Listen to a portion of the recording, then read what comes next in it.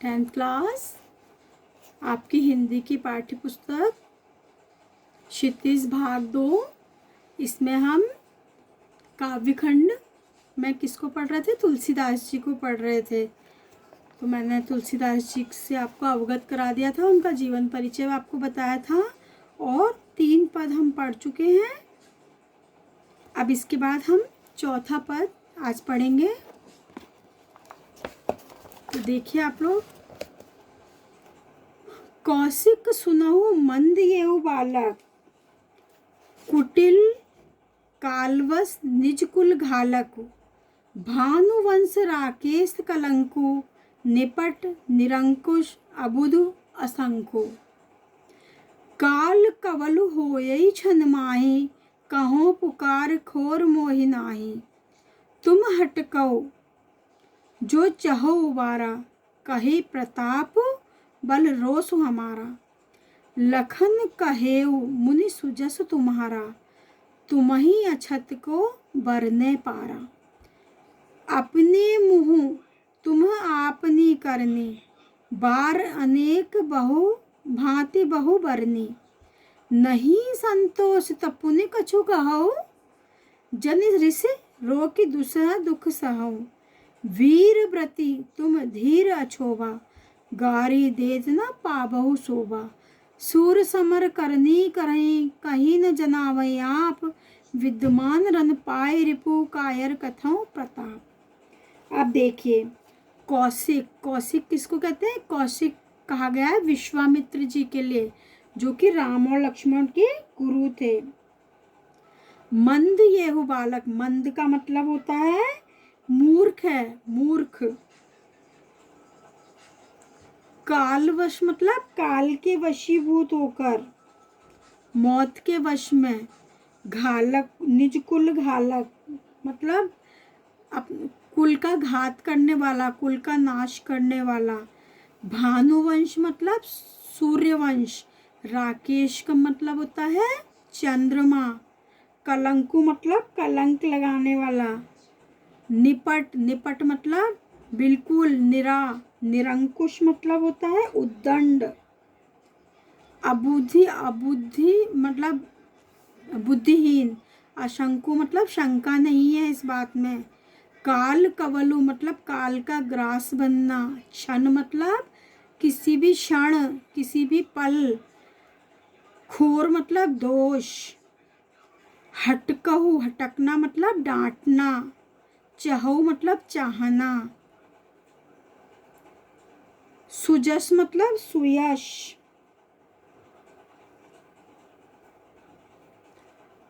अछत, अछत मतलब छोड़कर, आपनी करनी। बहुभांति मतलब अनेकों तरीके से। पुनि मतलब दोबारा, बार बार। रिस का मतलब गुस्सा। दुस्सह मतलब सहना दुष्कर हो जिसको।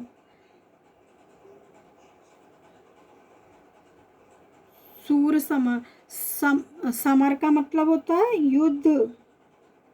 जनावई मतलब बताना, परिचित कराना।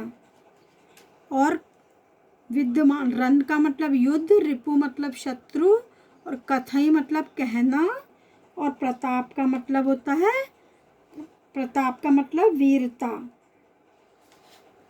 ठीक है, अब इसका भावार्थ देख लेते हैं।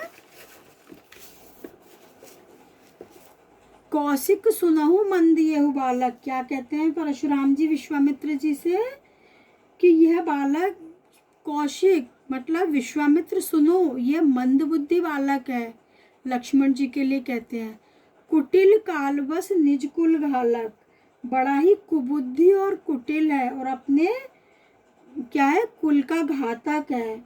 कुल का घातक बन रहा है, अपने कुल को नष्ट करने वाला बन रहा है।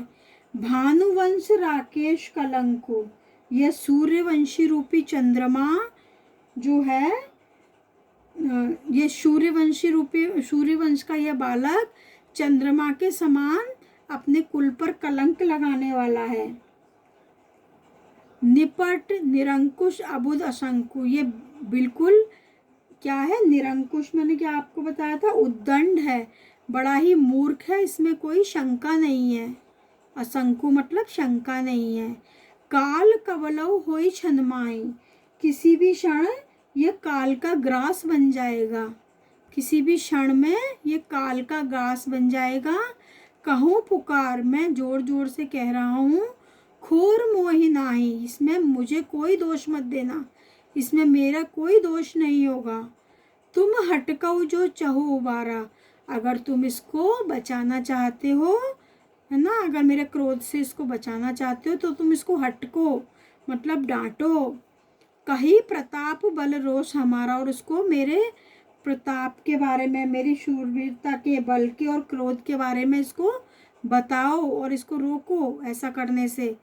लखन कहो मुनि सुजस तुम्हारा, और तभी लक्ष्मण जी बीच में क्या बोले कि हे मुनि, आपका सुयश तुम्ही को अछत बढ़ने पारा, आपका जो सुयश है उसको आपके अलावा और कौन वर्णन कर सकता है। वर्णे पारा मतलब वर्णन करना। अपने मुँह तुम्हें आपनी करनी, आपने अनेक बार अनेक बहुभांति वर्णी, आपने अपने मुख से अपनी वीरता का इतना बखान किया और एक बार नहीं अनेकों बार। नहीं संतोष, अगर फिर भी आपको संतोष नहीं हुआ तब पुनि कछु कहो, तो फिर और कुछ कह दीजिए। जन रिस रोकि दुसह दुख सहूं, आप क्रोध को रोककर असह दुख को सहन मत करिए। वीर व्रती तुम धीर अछोबा, आप वीरता का व्रत धारण करने वाले हो, शोभ रहित हो, गारी देत न पावो शोभा, और इतने वीर होकर आप गाली दे रहे हो, यह आपको शोभा नहीं देता।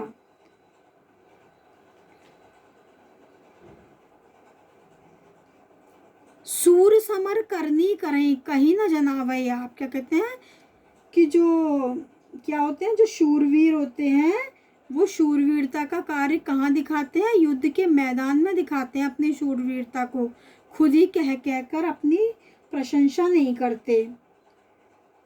विद्यमान रन पाए रिपु, जब युद्ध के मैदान में शत्रु उपस्थित होता है सामने, तो जो जो कायर होते हैं ना, वो तो आपकी तरह अपने प्रताप को बताते हैं मुंह से कह कहकर, और वास्तव में जो शूरवीर होते हैं वो शत्रु को अपने अस्त्र शस्त्रों से वीरता से जवाब देते हैं।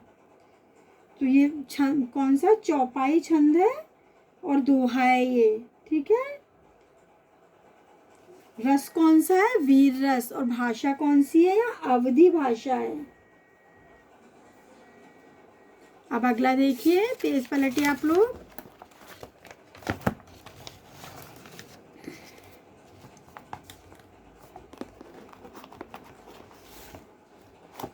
तुम तो कालू हाँक जनु लावा, बार बार मोई लागी बुलावा। सुनत लखन के वचन कठोरा, परसु सुधार धरेऊ कर घोरा। अब जन देई देश मोहि दोष मोहि लोगु, कटुवादी बालक बध जोगु। बाल बिलो की बहुत में बाँचा, अब येहू मरनिहार भा साचा। कौशिक कहा क्षमय अपराधो, बाल दोष गुण गनहि न साधो। खर कुठार में अकरुण कोही, आगे अपराधी गुरु द्रोही। उतर देत छोड़ो बिनु मारे, केवल कौशिक सील तुम्हारे। न त यही काटी कुठार कठोरे, गुरई उनन होते श्रम थोरे। गाधि सुन कह हृदय हसी, मुनि हरिहरे सूझ। अयमय खांड न ऊख मैं, आजहू न बोझ अबोझ। अब देखिए,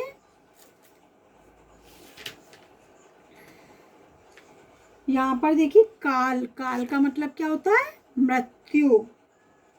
मोही लागी मतलब मेरे लिए। सुधारी, परसु सुधारी, सुधारना मतलब, सुधारी का मतलब होगा संवारना, ठीक करना।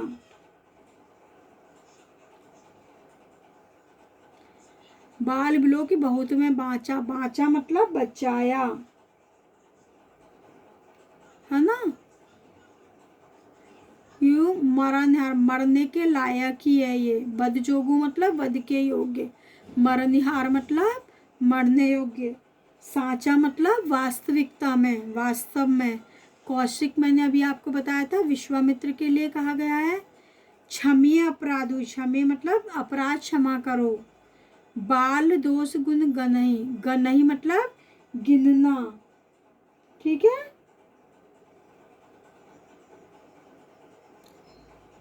साधु मतलब सज्जन। खर कुठार अकरुण मतलब जो करुणा नहीं करता।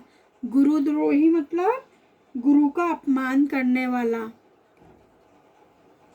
उतर मतलब उत्तर। शील मतलब, शील का मतलब होता है व्यवहार, अच्छा व्यवहार, शांतिपूर्ण व्यवहार, मृदु व्यवहार। कुठार का मतलब कुल्हाड़ा। उऋण मतलब ऋण से मुक्त होना। थोरे मतलब कम।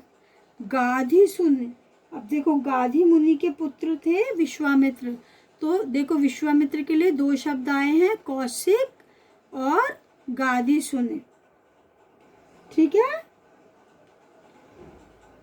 आयमय का मतलब होता है, आयमय का मतलब क्या होता है कि लोहे का बना हुआ, और ऊखमय का मतलब होता है गन्ने का बना हुआ।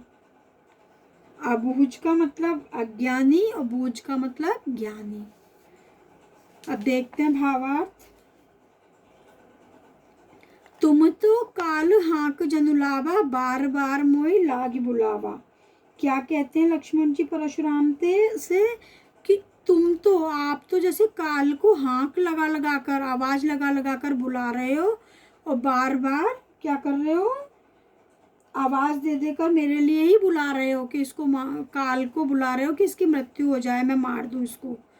सुनत लखन के वचन कठोरा, और लक्ष्मण की ऐसी कठोर बातें सुनकर परशुराम ने फिर क्या किया, परशु सुधार धरऊ कर घोरा, और अपने हाथ में जो फरसा रख रखा था उसको वापस से ठीकने संवारने लग गए उनको मारने के लिए।